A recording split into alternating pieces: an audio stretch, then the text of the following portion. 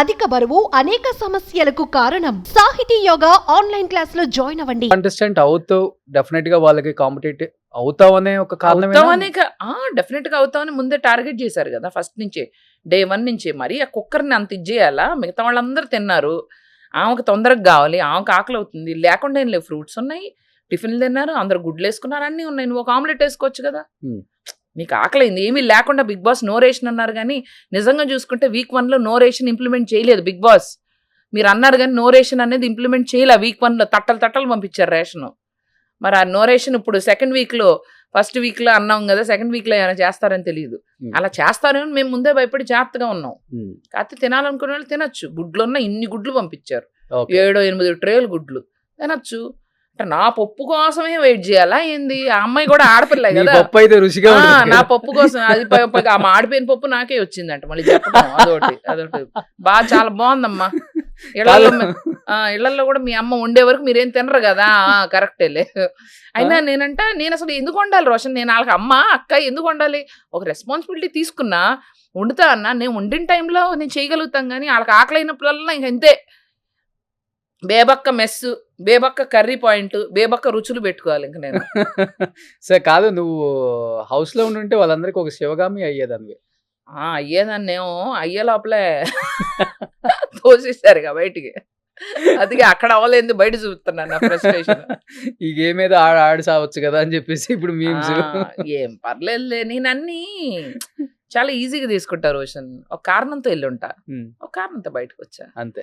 ఈ టైంలో, ఈ క్షణంలో రోషన్తో కూర్చొని నీ ఇంటర్వ్యూలో ఇదిగో ఆయన బాగా నవ్వుకుంటున్నాడు కదా, మీ అందరు ఎక్స్ప్రెషన్ల మధ్యలో నా ఎక్స్ప్రెషన్ రావాలి అని బ్రహ్మ ఆల్రెడీ డిసైడ్ చేసిండు. కానీ నువ్వు ఇలా ఉంటావని చాలా మంది ఆడియన్స్ కి ముందే తెలుసు. బెజవాడ బేబక్కగా నీ రీల్స్ ఇవన్నీ బాగా పాపులర్.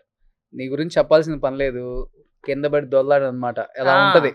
అలాంటిది అక్కడే పెద్దగా దొల్లపోయా దొల్లి ఉంటాను, మీరు చూసి ఉంటారు. నేను ఎంటర్టైన్ చేశానని నాకు తెలుసు.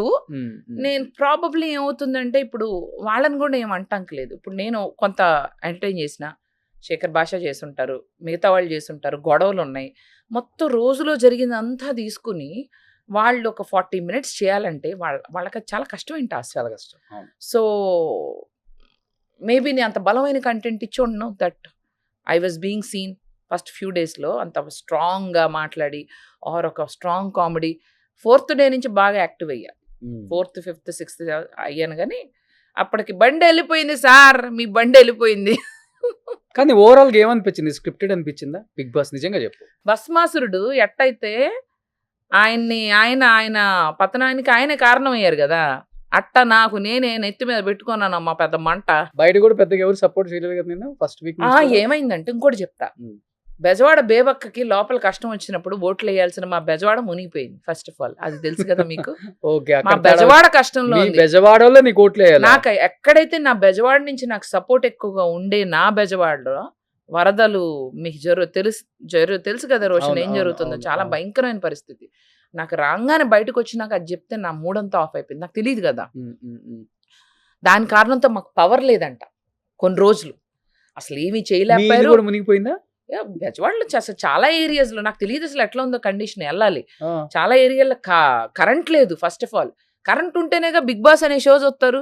అసలు పక్కన మా ఇల్లు మునిగిపోతుంది, తడిసిపోతుంది అంటే వెళ్ళి బిగ్ బాస్ చూస్తారా చెప్పు? ఎవరి కష్టంలో వాళ్ళు ఉన్నారు. Actually it's humanity basis. ఆ టైంలో కరెక్ట్ గా బిగ్ బాస్ అనే షోలో బెజవాడ బేబక్క ఏం చేసిందో చేయలేదో, ఓటేయాలి, ఇవన్నీ కూడా వాళ్ళకి తెలియదు. వాళ్ళు ఇప్పుడు ఈ వారం ఏమన్నా కండిషన్ బెటర్ అయిందో లేదో నాకు తెలియదు.